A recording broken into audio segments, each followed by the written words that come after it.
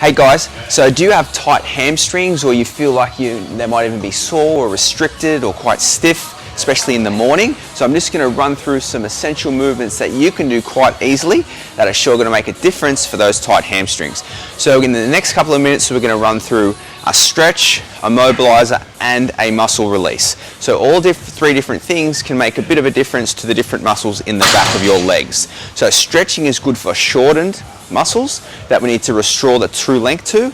The mobilizer is great to use before workouts or before a run to get the muscle limbered up or more supple to keep it moving. And then we're going to use the ball to loosen up some and get rid of some of those trigger points or points of tension within the different hamstring muscles. So maybe practice this one when you're at home or in the gym. We'll run through it in the next few minutes. So the first one we're going to do is a hamstring mobilizer, which is great to do before exercise. So just grab a box, or if you're at home, a chair. You can use anything pretty much from knee height to hip height. So the higher it is, the stronger the stretch will be. So you just set it up here. We're going to pop one foot up on the back here. Now, you might think this is a regular hamstring stretch that you've seen 100 times, but just let me explain. So let your foot relax on the edge of the chair or the edge of the box. Always keep your chest up nice and high. So it's important we keep a neutral spine. A lot of people are doing these old school hamstring stretches where they get themselves into awkward positions. So always remember to keep your neutral spine.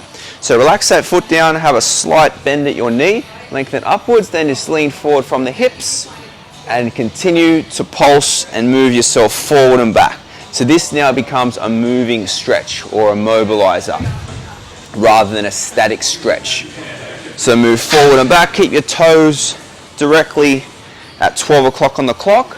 A variation you can add in is to turn your toes inwards. So if you turn your toes inwards to maybe 1 or 2 o'clock on the clock and then do those pulses, you'll start to shift where you feel the stretch in the back of that leg.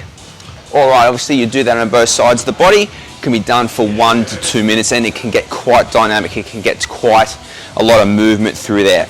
The second one we're going to show you is the stretch. So again, for this one you can use any sort of wall or box, because your leg actually needs to go beyond what you can do if you were just to use a normal wall. So we're actually going to sit down, okay, and our leg is going to go up the wall, getting nice and close to what the wall here or a post.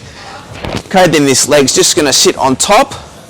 Okay, and this is the static stretch we were talking about. So this one you're just going to hold. Over time you might feel like you can go in a little bit closer, so you can just bend one leg, put your hands over the top of your head, creep yourself in a little bit closer. Keep that stretch going, big stretch through the back of the leg. So this leg needs to go through a doorway because the wall would get in the way if you're doing this one at home. So just use a door jamb or a door opening for this one. And again, it could be held for a couple of minutes at a time. This one people love because you can literally play on your phone at the same time. There's no excuses for that one. Alrighty, and the third one we're going to dive into is a muscle release. So we're going to use our trigger point ball here. I've got a spiky ball today. So there's lots of different tools you can use. Little lacrosse balls work well too. But you need something to sit on for this one because we want to elevate our feet. So basically we're going to sit on the box. Okay, my feet are going to dangle off the edge. If your feet are on the ground, that's fine. And we're just going to position the ball underneath our hamstring. Sit up tall again, and then just do some little rolling back and forth. Okay, you can do some little bounces up and down with your knee, and you're compressing this ball into the back of your hamstring at the same time. You can roll the ball from side to side. You can do circles one way, circles the other way. You can do little kicks. So lots of different variations you can do to search for those different trigger points and different tight spots through the back of your leg. Now this one I love to do myself, and I can do it sometimes at 2 or 3 minutes before I go for a run. So to stick to doing both sides of the body with all of these, this is going to start to loosen up the hamstrings, start to give you some length in those shorter, tighter muscles, and start to give a bit of relief to that feeling where you're really grabbing on and you're tight, or you're struggling to put your shoes on, things like that. So ultimately, yes, the back pain or your lower back can refer to your hamstrings, or it can cause excessive tightness in this part of the body. But if you do these regularly, it's going to make such a big difference in the long run to your hamstrings, to the way that you move, the way that you can perform exercise. It's going to enable you to perform more effective strengthening, which is ultimately going to get rid of your lower back pain.